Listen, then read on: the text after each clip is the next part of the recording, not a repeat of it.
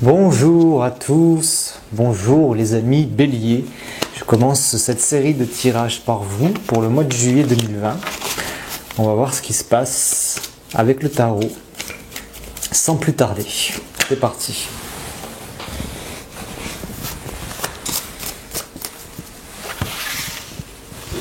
Je fais le tirage du héros avec le jeu de Jodorowsky.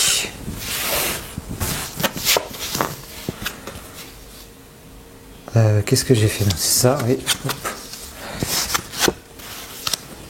Alors, vous partez du pendu, donc une situation d'attente.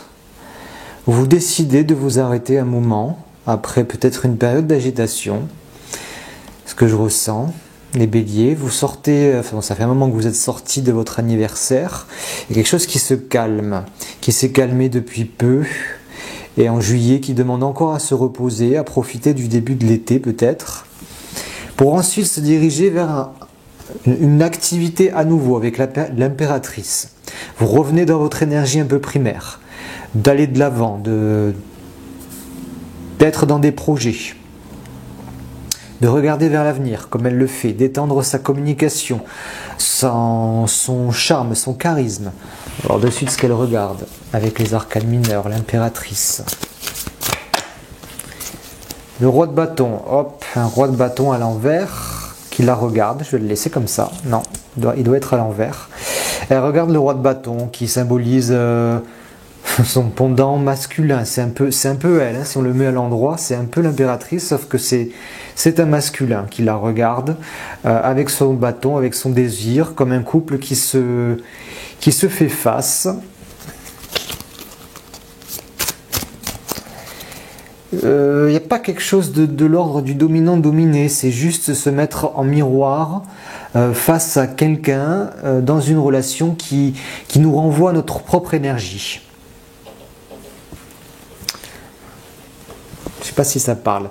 La tempérance au-dessus, votre force, c'est de savoir équilibrer.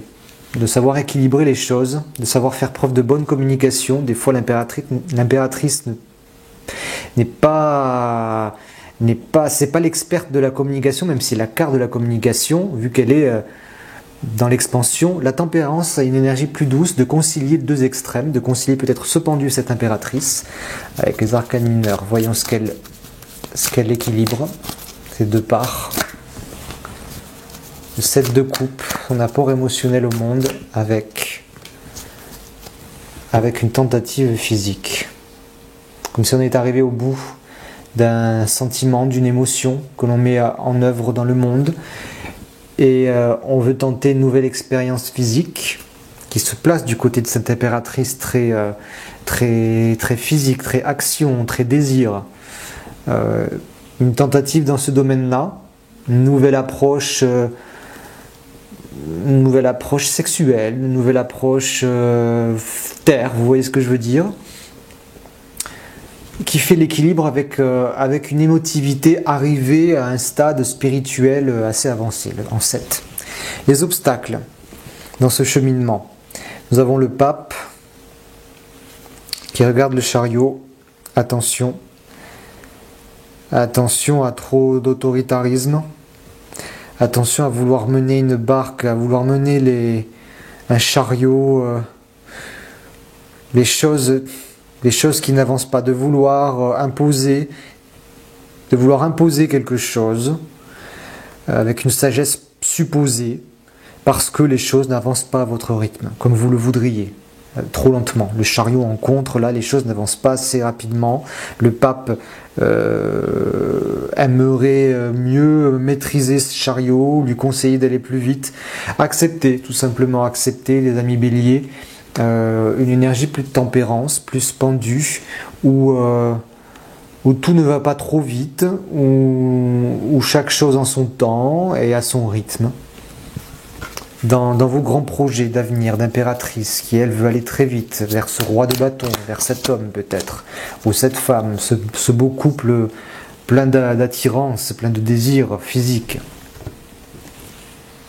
Au milieu, la synthèse, j'ai pas ma calculette sur moi. 12, 13, 14, 15. 15 et 14, ça fait 29. 29 et 5, c'est 34. 34 et 7, 35, 36, 37, 38, 39, 40, 41, ça fait 5, ça fait le pape au milieu. Le pape qui regarde encore une fois cette impératrice, qui se veut bienveillant, qui se veut conseiller de cette impératrice, les papes, comme un conseiller toujours d'un roi ou d'une reine, pour lui faire garder le sens des réalités à la fois terrestres et spirituelles, et de ne pas aller trop haut dans son penchant négatif, l'impératrice, qui peut être l'excès, la colère, la surabondance, la suractivité. Je dirai 3 autres cartes avec l'oracle G pour avoir d'autres précisions. Un peu plus divinatoire, celle-ci. Allez, pour les amis béliers, l'équilibre, ben voilà, la balance, hein, que je mets directement sur la tempérance. Donc vraiment, c'est ce qui est demandé, hein, la balance, là, à faire vraiment s'efforcer ce mois-ci, en juillet, de tempérer entre 2 énergies qui semblent opposées. Le coquillage, ça part de féminité, d'écoute, de réceptivité. Et cet automne qui arrive, qui est au loin. Ouais, donc un équilibre à trouver, une écoute attentive, plus réceptive, plus dans une force féminine, de passivité, en attendant l'automne. Ça peut être aussi tout simplement le domaine de la mer, de l'émotivité et de cette écoute de ce 7 de coupe. Ça vient résonner avec le 7 de coupe. Bon, c'est un tirage bien général.